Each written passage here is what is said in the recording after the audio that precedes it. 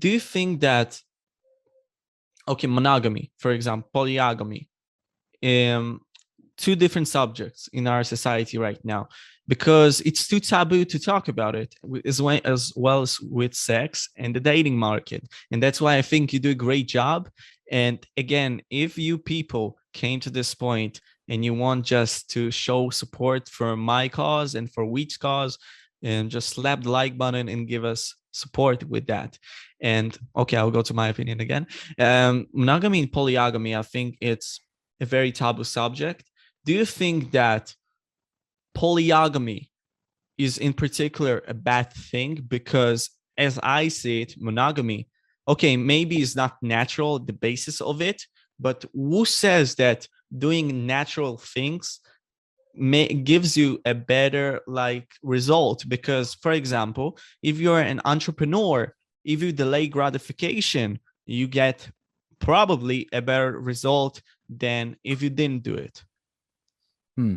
Well, I'm not one to speak for everyone. Um, so like I can't say that polygamy is better or monogamy But is how you better see because it, man, everyone's going to it's have not their own matter. opinion. But it might, yeah, of course, yeah. But like you're going to have some people out there who, like if you're a Chad and you're at the top, then obviously like polygamy, that might be like one of the best options available for you because it gives you the access to the highest number of women that you The can. Pareto principle comes in play because, like, Yeah, yeah, exactly. but obviously if you're a guy at the bottom, then like you might get left out. Like if you live in a polygamous society, then again, like it just goes back to the Pareto principle that you spoke about just then, that in polygamous societies that you're always going to have the top 20% of guys who are able to monopolize on the like other 80% of women. And then if you're in the bottom 80% of guys, then you're just competing for the last 20%. So for those 80% of guys who are at the bottom, they would benefit significantly more from a monogamous society compared with a polygamous. Mm. But okay, then let's say to the average Joe, because listen, I know we talk about Chads and Chads get the world. They're set as far as I see it, because either way, most likely, if they look good and they have some part of game, some part of energy, that's how I see it.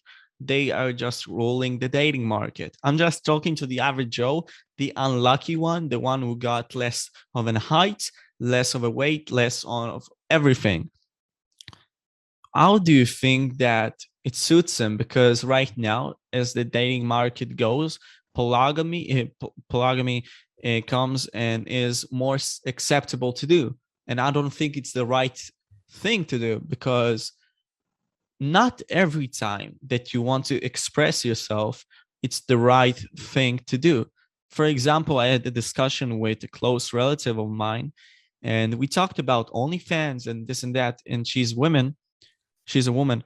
She said to me that it's a problem that society draws to you that you cannot express yourself. And right now, we do express ourselves, and that's great. What do you think about it?